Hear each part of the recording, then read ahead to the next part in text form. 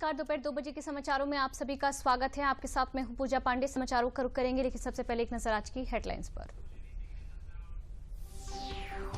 पाकिस्तान को विदेश मंत्री एस जयशंकर की लताड़, कहा आतंकवाद के समर्थन तक स्थगित रहेगी सिंधु जल संधि।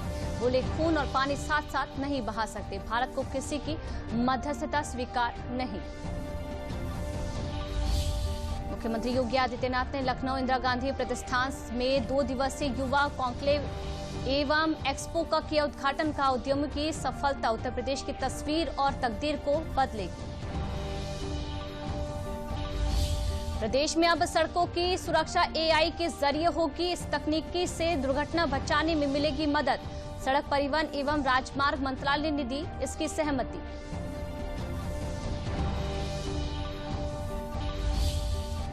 मौलाना साजिद रशीदी को समाजवादी पार्टी के कार्यकर्ताओं ने रशीद किया थप्पड़। सांसद डिंपल यादव पर की गई आपत्तिजनक टिप्पणी से सपा के लोग थे नाराज।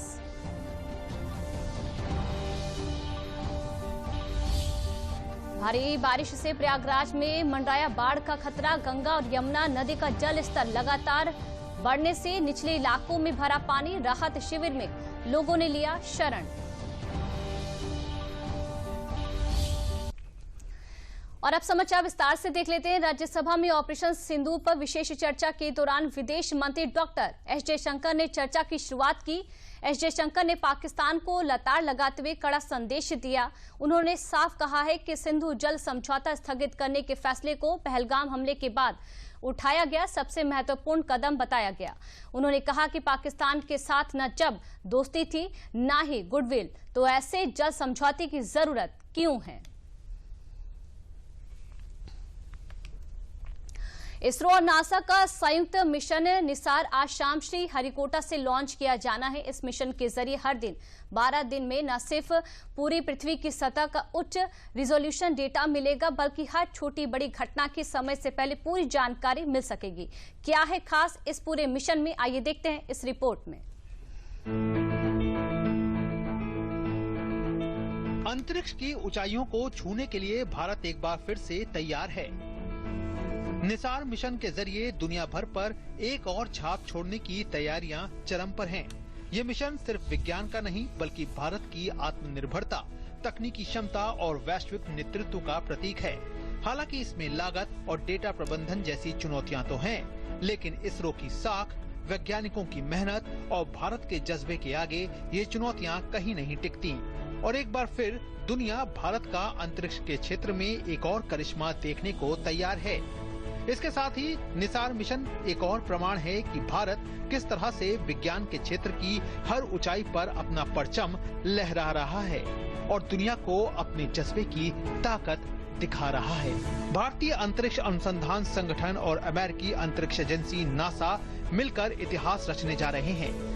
30 जुलाई शाम 5:40 पर दोनों एजेंसियों का साझा प्रोजेक्ट निसार श्री हरिकोटा से लॉन्च किया जाएगा। ये मिशन पृथ्वी पर हो रहे बदलावों की निगरानी करने के लिए बेहद अहम माना जा रहा है। निसार मिशन की खास बात ये है कि ये हर 12 दिन में पूरी पृथ्वी की सतह का उच्च रिजोल्यूशन डेटा देगा, वो भी दिन रात और हर मौसम में। इस मिशन का कुल बजट लगभग $1.5 बिलियन है और ये इसरो और नासा के 1 दशक पुराने सहयोग का सबसे बड़ा नतीजा है। इस उपग्रह को भारत के GSLV F-16 रॉकेट द्वारा 743 किलोमीटर ऊंचाई सूर्य समकालिक कक्षा में स्थापित किया जाएगा। निसार में 12 मीटर का मेश रिफ्लेक्टर एंटीना लगा है, जो I-3K सैटेलाइट बस के साथ जोड़ा गया है। ये 242 किलोमीटर चौड़ी पट्टी में पृथ्वी की स्कैनिंग करेगा। इसके जरिए सतह की सूक्ष्म विकृति और मिट्टी की नमी जैसे बदलावों की सटीक पहचान की जा सकेगी। खास बात यह है कि ये मिशन L बैंड और S बैंड दोनों पर काम करता है। इसके चलते ये सैटेलाइट घने जंगलों, बर्फीली सतह और बादलों के आर पार भी बेहद सटीक डेटा जुटा सकेगा। यानी दिन हो या रात, हर मौसम में ये धरती का सही डेटा देगा। भारत के वैश्विक पटल पर तेजी से बढ़ते कद को ये मिशन नई उड़ान देने के साथ साथ और ऊंचाई पर ले जाएगा और भारत इसरो की ताकत का लोहा एक बार फिर पूरी दुनिया में मनवाएगा। इस मिशन पर कड़ी नजर रख रहे केंद्रीय मंत्री डॉक्टर जितेंद्र सिंह ने कहा है कि ये प्रक्षेपण रणनीतिक, वैज्ञानिक साझेदारियों की परिपक्वता और उन्नत पृथ्वी अवलोकन प्रणालियों में एक विश्वसनीय वैश्विक खिलाड़ी के रूप में भारत के उदय को दर्शाता है। निसार मिशन के जरिए धरती पर आने वाली आपदाओं, विपरीत परिस्थितियों के बारे में सार्थक जानकारी जुटाकर उसके निवारण पर ध्यान केंद्रित किया जा सकेगा। खासकर कृषि और किसानों को बेहतर फसल योजना बनाने में मदद मिलेगी और सूखा या बाढ़ जैसी स्थितियों से पहले ही निपटा जा सकेगा। इसके अलावा ये जलवायु परिवर्तन पर भी नजर रखेगा। इन सभी बिंदुओं को ध्यान में रखकर इस मिशन को अंजाम दिया जा रहा है, जिसको लेकर वैज्ञानिक बेहद उत्साहित हैं। We are going to have the NASA ISRO synthetic aperture radar satellite launch using our indigenously developed GSLV Mark II vehicle, which is targeted on 30th of this month evening 5:40, and this is going to give lot of benefit to the common man of the not only India, global community. And in fact, the satellite can cover the entire world once in 12 days. It can cover the entire world, and it is going to be used for multiple purpose, including earth observation and disaster warning and mitigation. Multiple purpose it is going to benefit. ISRO और अमेरिकी अंतरिक्ष agency NASA के इस संयुक्त mission Nisar से पूरी दुनिया को काफी लाभ होगा। ये न केवल प्राकृतिक आपदाओं की भविष्यवाणी और प्रबंधन में सहायक होगा, बल्कि सटीक अनुमान लगाने में भी कारगर साबित होगा। आइए आपको बताते हैं कि मिशन निसार कहां-कहां अपना प्रभाव दिखाएगा। भूकंप, बाढ़ और अन्य प्राकृतिक आपदाओं की निगरानी रखने में कारगर साबित होगा। समुद्री जल स्तर और ग्लेशियर बर्फ की चादरों में हो रहे बदलावों की नियमित रूप से मॉनिटरिंग होगी। जंगलों की कटाई और वनस्पति में परिवर्तन का असर दिखेगा। सतही जल संसाधनों की मैपिंग हो सकेगी और कृषि, पर्यावरण और जलवायु परिवर्तन पर बेहतर रिसर्च के साथ साथ हर तरह के डेटा का संरक्षण हो सकेगा। निसार मिशन न केवल भारत के लिए बल्कि पूरी दुनिया के लिए एक वैज्ञानिक वरदान साबित होगा। इस मिशन की प्रमुख विशेषता ये है कि निसार द्वारा उत्पन्न सभी डेटा अवलोकन के 1 से 2 दिनों के भीतर और आपात स्थिति में लगभग वास्तविक समय में स्वतंत्र रूप से उपलब्ध कराए जा सकेंगे। इन तमाम जानकारियों के जरिए वैश्विक वैज्ञानिक अनुसंधानों को निर्णय लेने में मदद मिलेगी और हर तरह की आपदाओं और विपरीत परिस्थितियों को नियंत्रित करने के साथ साथ तैयारियों को और मजबूत करने का समय भी मिलेगा और भारत विश्व गुरु बनने की भूमिका को एक बार फिर से चरितार्थ करता नजर आएगा। रूस में आज एक बहुत ही शक्तिशाली भूकंप आया है। कामचटका प्रायद्वीप के पास 8.8 तीव्रता का शक्तिशाली भूकंप आया है। रूस की स्थानीय मीडिया ने ये बताया कि रूस के सुदूर पूर्व में तट के पास भूकंप से कई लोग घायल हो गए हैं। वहीं रूस के सुदूर पूर्व बंदरगाह शहर सेवेरो कुरिल्स्क से सुनामी की लहरें भी टकराई हैं। लोगों को सुरक्षित स्थानों पर पहुंचाया गया है। रूस के इस इलाके में 1952 के बाद भूकंप का इतना जोरदार झटका महसूस किया गया है। भूकंप के बाद अमेरिका और जापान में भी सुनामी की चेतावनी जारी कर दी गई है। जापान में पहली सुनामी भी देखी गई है। जापान के परमाणु संयंत्र को खाली कर लिया गया है। अमेरिकी भूवैज्ञानिक सर्वेक्षण ने कहा है कि भूकंप का केंद्र 19.3 किलोमीटर की गहराई पर था। रूस में तेज भूकंप के बाद सैन्य फ्रांसिस्को में भारतीय दूतावास स्थिति पर नजर बनाए हुए है। मुख्यमंत्री योगी आदित्यनाथ ने लखनऊ इंदिरा गांधी प्रतिष्ठान में 2 दिवसीय युवा कॉन्क्लेव एवं एक्सपो का उद्घाटन किया। योगी सरकार ने इस कॉन्क्लेव को वन स्टॉप बिजनेस प्लेटफॉर्म के रूप में डिजाइन किया है, जहां आइडिया से लेकर उद्यम शुरू करने तक की पूरी यात्रा को सरल बनाया गया है। मुख्यमंत्री ने यूपी मार्ट पोर्टल को लॉन्च किया। ये पोर्टल युवाओं को मशीनरी और संसाधनों की ऑनलाइन सप्लायर्स नेटवर्क से जोड़ने का एक बड़ा प्लेटफॉर्म होगा, जहां उद्यमी मशीनरी खरीदने, ब्रांड से जुड़ने और अपने व्यवसाय की शुरुआत के लिए जरूरी संपर्क बना सकेंगे। इससे पहले मुख्यमंत्री ने फ्रेंचाइजी बिजनेस ऑन व्हील्स और आधुनिक मशीनरी से जुड़ी ब्रांड्स की प्रदर्शनी का अवलोकन भी किया। मुख्यमंत्री ने कहा कि 10% मार्जिन मनी के रूप में 2,751 करोड़ रुपए हमने प्रदान किए हैं। उन्होंने कहा कि उद्यमों की सफलता उत्तर प्रदेश की तस्वीर और तकदीर को बदलेगी।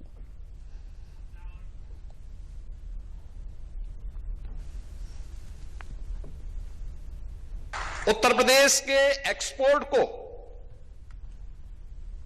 अकेली इस स्कीम ने 86,000 करोड़ रुपए से बढ़ाकर के 2 लाख करोड़ रुपए से ऊपर कर दिया है। उत्तर प्रदेश जैसे राज्य में जहां हर तीसरे दिन दंगा होता था,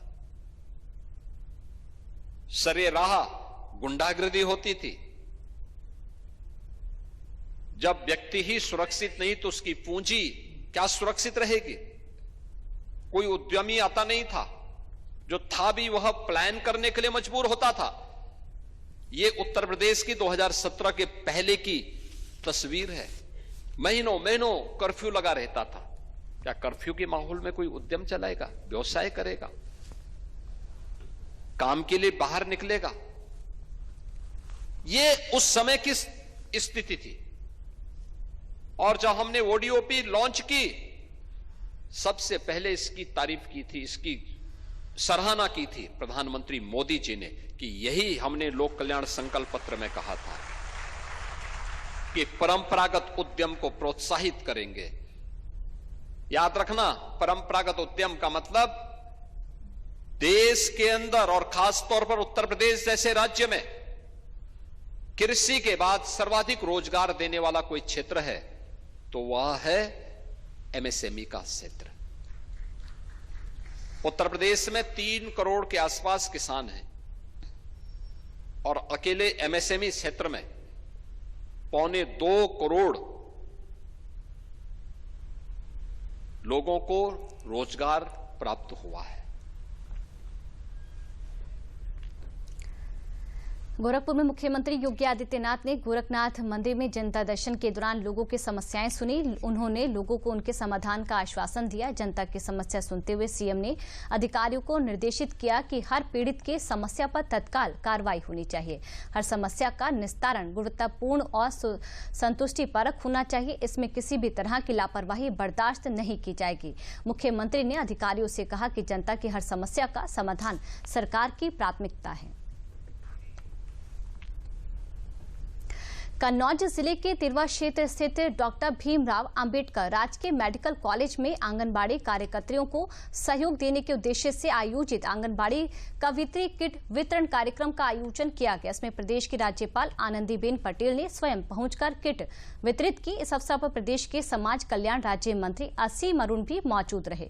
कार्यक्रम को संबोधित करते हुए राज्यपाल आनंदीबेन पटेल ने कहा कि शिक्षा ही वो आधार है जो बच्चों में संस्कार लाती है और उनके विकास के रास्ते खोलती है। उन्होंने आंगनबाड़ी कार्यकर्तियों को देश का भविष्य संवारने वाली अहम कड़ी भी बताया और कहा कि आज के दौर में उनकी जिम्मेदारी और भी बढ़ गई है। वहीं समाज कल्याण राज्य मंत्री असीम अरुण ने मीडिया से बात करते हुए कहा कि कन्नौज का सौभाग्य है राज्यपाल आनंदीबेन पटेल यहां पर पहुंची और उन्होंने मंच से जो भी बोला वह हमारे लिए किसी शिक्षा से कम नहीं है। हमें उनके बताए हुए मार्गों पर चलना चाहिए।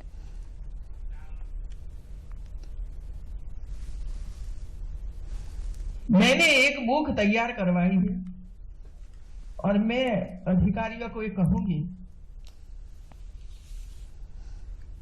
इसका एक सिलेबस है जो आंगनवाड़ी में चलना चाहिए। जहां हमारी गर्भस्थ महिलाएं आती है उसको खाना मिलता है, उसको डॉक्टर के पास जाकर बच्चा की स्थिति क्या है वो भी उसकी देखभाल होती रहती है। लेकिन इसमें हमारा ध्यान कम होने की वजह से जो हम चाहते हैं कि ऐसा बच्चा प्राप्त होना चाहिए ये हम प्राप्त नहीं कर सकते हैं और इसका कारण ये भुगतना पड़ता है जन्म के बाद और इसके बाद आगे जाकर। न हम बच्चों की ओर ध्यान देते हैं, इसका वेट कितना है वो आंगनवाड़ी कार्यकर्तियां करती रहती है। कन्नौज जिले का परम सौभाग्य की हमारी माननीय राज्यपाल महोदया आनंदीबेन पटेल जी का कन्नौज में आगमन हुआ। आंगनबाड़ी की कार्यकर्तियों को उन्होंने किट वितरित की और हम सबको ये वरीयता बताई, ये प्राथमिकता बताई कि शिक्षा के लिए विशेषकर छोटे बच्चों की शिक्षा, संस्कार, इसके ऊपर जितना ध्यान दिया जाए वो कम है।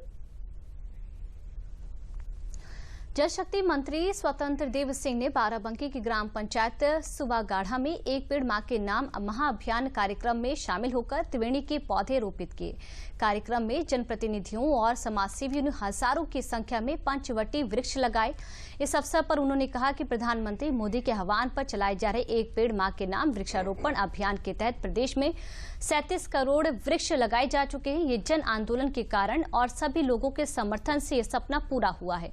उन्होंने ये भी कहा कि जल संचय और वृक्षारोपण एक जन आंदोलन बनना चाहिए, जिससे प्रकृति को संतुलित रखा जा सके। इसके साथ ही उन्होंने बताया कि बाढ़ की सारी तैयारियां पूरी हो चुकी हैं।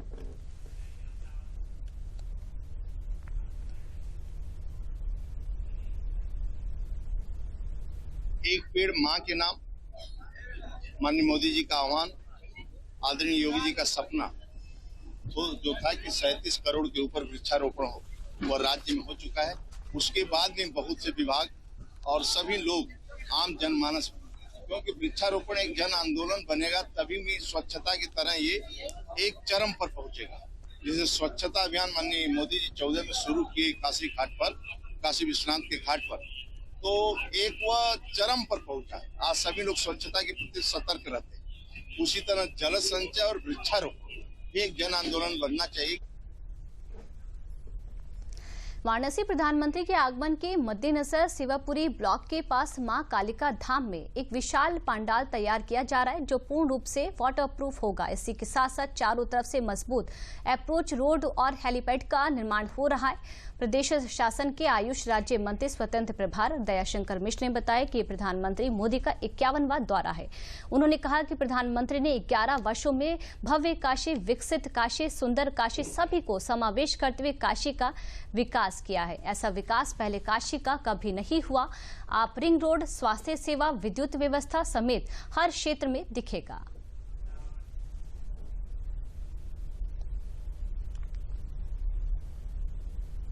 काशीवासी अपने को बहुत ही सौभाग्यशाली मानते हैं। किसी सांसद के द्वारा देश के प्रधानमंत्री हो और 51वीं बार बतौर प्रधानमंत्री काशी का आगमन, इससे बढ़ के कोई सौभाग्य नहीं हो सकता हम सभी का। जब आते हैं काशी तो काशी को विकास की एक नई कहानी, एक नई गाथा लिख के जाते हैं। काशी की झोली में सौगातों की झड़ी लग जाती है। कहीं पुल, कहीं पुलिया, कहीं फ्लाईओवर, कहीं सड़क, कहीं अस्पताल, कहीं गंगा के घाटों का नव निर्माण, पुराने घाटों की मरम्मत। काशी को जैसे विकास का आप एक प्रतिमान मान सकते हैं। कृषि मंत्री सूर्य प्रताप शाही ने कम आपूर्ति करने वाली कंपनियों को चेतावनी दी है। उन्होंने कहा कि कम खाद्य आपूर्ति किए जाने के कारण ही किसानों को खाद नहीं मिल पा रही है। कृषकों ने अब तक 36%, इफ्को ने 55%, आरसीएफ ने 33% और केवल 8% खाद्य की आपूर्ति की है। उन्होंने कहा कि यदि इन कंपनियों ने समय पर उर्वरक की आपूर्ति नहीं की तो इनके खिलाफ कड़ी कार्रवाई की जाएगी। किसानों को हर हाल में उर्वरक उपलब्ध कराया जाएगा। केंद्रीय सड़क परिवहन एवं राज्य मार्ग मंत्रालय ने प्रदेश परिवहन विभाग के कृत्रिम बुद्धिमत्ता यानी एआई और बिग डेटा एनालिटिक्स आधारित सड़क सुरक्षा पायलट प्रोजेक्ट को मंजूरी दे दी है।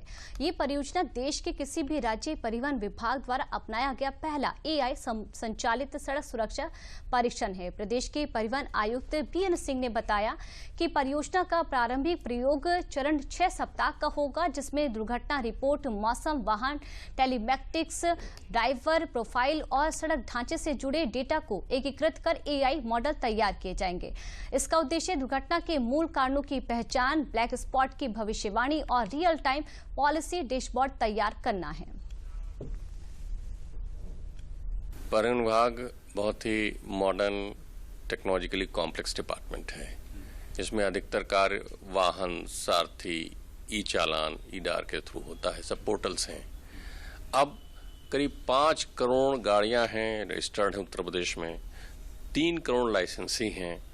और ये जो सुबह आप घर से निकलते हैं तो वाहन से निकलते हैं और शाम को आते हैं तो वाहन से आते हैं, तो बहुत से इश्यूज हैं, चाहे वो फेसलेस के हों जिसमें वेरियस ड्राइविंग लाइसेंसेस, परमिट, उनके इश्यूज रिजॉल्व होते हैं, या इन्फोर्समेंट से रिलेटेड हो कि सब लोग नियमों के अनुसार कार्य करें, या हमें जो विभाग जो है one of the very important departments है जो कि राजस्व इकट्ठा करता है, और सबसे महत्वपूर्ण सड़क सुरक्षा है। इन सब बातों को ध्यान में रखते हुए इस कॉम्प्लेक्स सिस्टम में सही तरीके की डेटा एनालिटिक्स हो जाए, मैसेजिंग जो है ग्राउंड लेवल पे फील्ड ऑफिसर्स के पास चला जाए, जिससे वो सही तरीके से इन्फोर्समेंट कर सकें। तो आज के मॉडर्न टेक्नोलॉजी में जो डेटा एनालिटिक्स और एआई का जो स्वरूप आ रहा है, तो हम लोग चाहते थे कि उत्तर प्रदेश के कॉम्प्लेक्स सिचुएशन में इसको हम लोग इंट्रोड्यूस करें।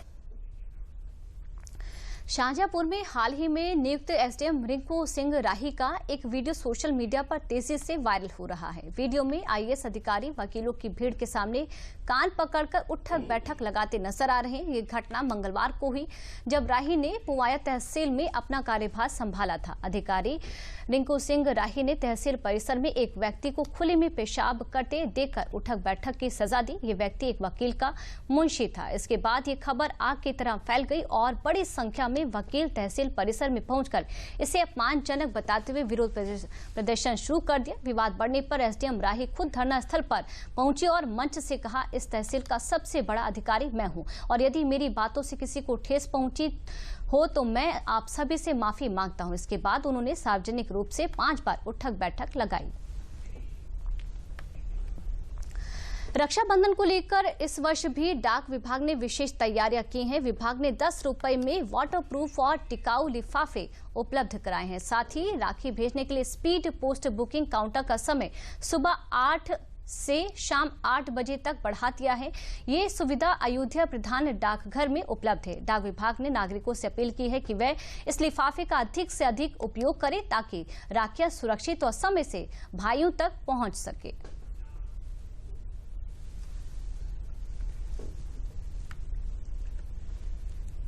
जैसा कि प्रधान डाकघर में बिक्री के लिए राखी लिफाफा उपलब्ध है, वो सबसे सुरक्षित है, वाटरप्रूफ है और साइज में बड़ा है, जिससे आपको अपनी बड़ी अन्य राखियां भेजने में उसमें दिक्कत नहीं होगी। वो खुलेगा नहीं। उस लिफाफे के माध्यम से आप स्पीड पोस्ट और रजिस्ट्री भी आप देख शुल्क के साथ भेज सकते हैं। सुरक्षित है वो, और सभी जो है बहनों को इसका लाभ मिले, इसके लिए जो है आपसे अनुरोध करते हैं। चलिए समाचारों में रुक लेते एक छोटे से ब्रेक के लिए।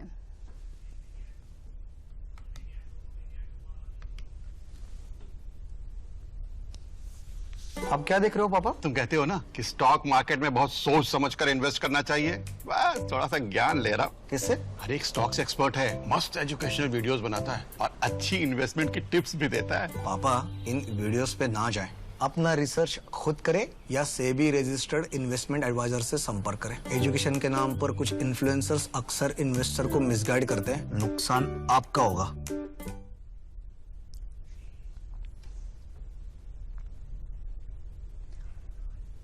ब्रेक के बाद एक बार फिर आप सभी का स्वागत है। आगरा में राज्य महिला आयोग के अध्यक्ष बबीता चौहान ने नवीन सर्किट हाउस में घरेलू हिंसा, महिला उत्पीड़न, जमीनी विवाद के मामलों की जनसुनवाई करते हुए निस्तारित किया। पत्रकारों से बात करते हुए बबीता चौहान ने एक मौलाना द्वारा सपा सांसद डिंपल यादव पर की गई टिप्पणी की निंदा करते हुए कहा कि किसी भी मौलाना या अन्य किसी को महिलाओं पर टिप्पणी करने का अधिकार नहीं है। उन्होंने कहा कि मौलाना द्वारा की गई अभद्र एवं अमर्यादित टिप्पणी को आयोग द्वारा संज्ञान में लिया गया। धर्मांतरण मामले में बबीता चौहान ने महिलाओं से अपील करते हुए कहा है कि महिलाओं को किसी पर भी आंख बंद करके विश्वास नहीं करना चाहिए। जी, आज मेरी जनसुनवाई थी। जैसा हम आपको पता होगा कि हम महीने में एक बार जनसुनवाई करते हैं और महिला प्रकरणों की जहाँ तक बात है तो आज हर क्षेत्र के प्रकरण आते हैं, जिसमें घरेलू हिंसा भी होती है। सब तरह के प्रकरण हैं जो हमारे पास महिलाओं से संबंधित हैं, सब आते हैं। और आपको मुझे बताने में ये अच्छा लग रहा है कि किसी भी तरह के प्रकरण जितने आते हैं तो मेरे पास जितनी एप्लीकेशन आती हैं, जैसे आज की अगर बात की जाए तो हमारे पास लगभग 78 एप्लीकेशंस हैं। बयान नहीं दिया उनकी गंदी मानसिकता को ये दर्शाता है। मुझे लगता है कि देखिए, डिंपल यादव हैं, वो पहले एक महिला हैं, बाद में वो सांसद हैं, लेकिन हमारा क्योंकि महिला आयोग है तो हर किसी महिला के साथ हम खड़े हैं। वो चाहे किसी भी वर्ग की है, किसी धर्म की है, किसी जाति की है, कोई फर्क नहीं पड़ता। लेकिन जो उन्होंने बोला और जितनी गंदी और घटिया बात बोली है, मुझे तो लगता है कि ऐसी बातों का हमारे जैसे लोगों के लिए तो दोहराना और जवान पे लाना भी सार्वजनिक रूप से बहुत गंदा लगता है। तो मैं इसकी घोर निंदा करती हूँ इन शब्दों का। और हमने इनको आयोग से भी एक इनका संज्ञान लिया है, कि ये ऐसा इन्होंने क्यों किया। मुझे नहीं समझ में आ रहा है कि ये सब क्या चल रहा है देश में।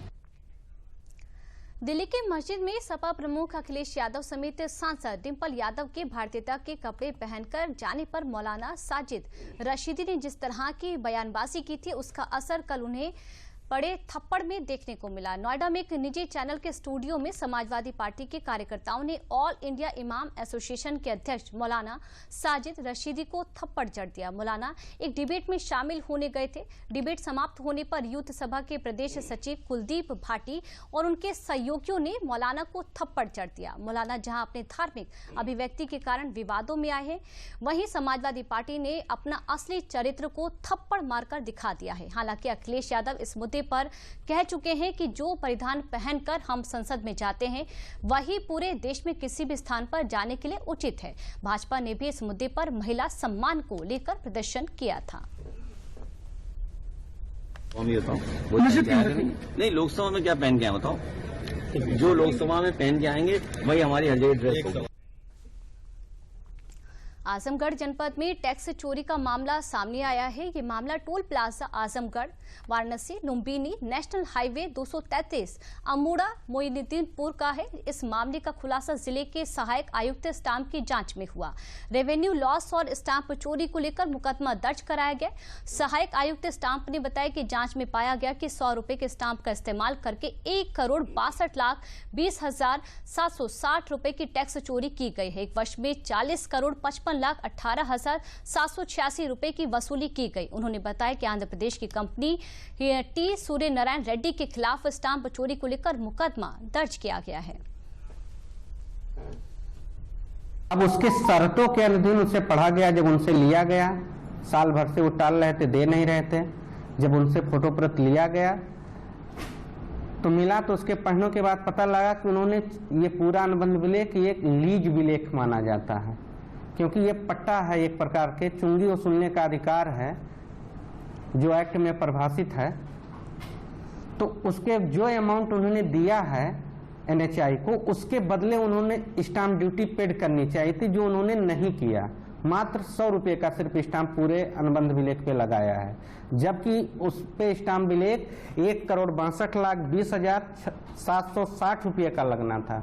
तो इसीलिए वो जब अनुबंध मिला तो उसको नोटिस दिया गया और उनका मुकदमा परीक्षण करते हुए मुकदमा दर्ज किया गया है।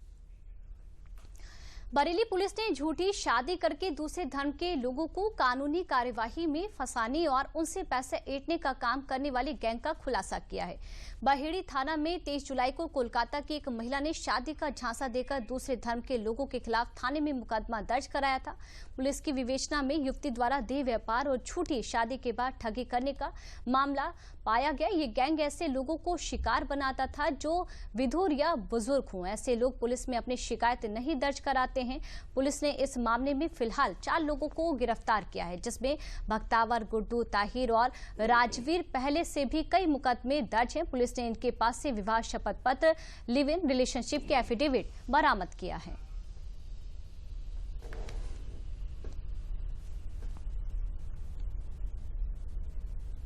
दिनांक 23 जुलाई 2025 को थाना बहेड़ी पर एक आवेदिका द्वारा आकर प्रार्थना पत्र प्रस्तुत किया गया कि उनके साथ एक बख्तावर नाम के व्यक्ति और उसके 2 अन्य साथियों ने उनको शादी का झांसा देकर उनके साथ शारीरिक संबंध बनाए हैं तथा उनके साथ मारपीट की, जान से मारने की धमकी दी व उनके साथ अनैतिक देह व्यापार भी उनसे कराया जा रहा है। इस संबंध में तत्काल थाना बहेड़ी पर अभियोग पंजीकृत किया गया बीएनएस की आवश्यक धाराओं में।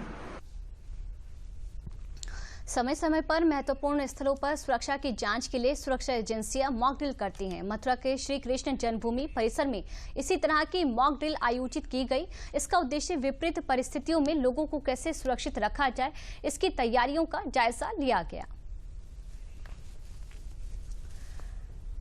रेलवे लखनऊ स्टेशन के प्लेटफॉर्म नंबर 2 और 3 पर कान कोर्स के लिए 31 जुलाई से आवागमन बंद रहेगा। इसके चलते 22683 यशवंतपुर लखनऊ जंक्शन और 22684 लखनऊ जंक्शन यशवंतपुर ट्रेनें 4 अगस्त से 25 सितंबर तक उतरेटिया से संचालित होंगी। इसी तरह ट्रेन 14260 लखनऊ गया एक्सप्रेस को लखनऊ से 20 मिनट की देरी से रवाना किया जाएगा। ट्रेन 15120 देहरादून बनारस जनता एक्सप्रेस तक 1 अगस्त से 25 सितंबर तक आलमनगर पहुंचने के बाद ट्रांसपोर्ट नगर उतरेटिया होकर वाराणसी की ओर रवाना होगी। ट्रेन लखनऊ स्टेशन नहीं आएगी। ट्रेन का ठहराव आलमनगर और उतरेटिया स्टेशन पर होगा। इसी तरह 1 अगस्त से 25 सितंबर तक 15128 नई दिल्ली बनारस काशी विश्वनाथ एक्सप्रेस भी आलमनगर ट्रांसपोर्ट नगर उतरेटिया के रास्ते चलेगी।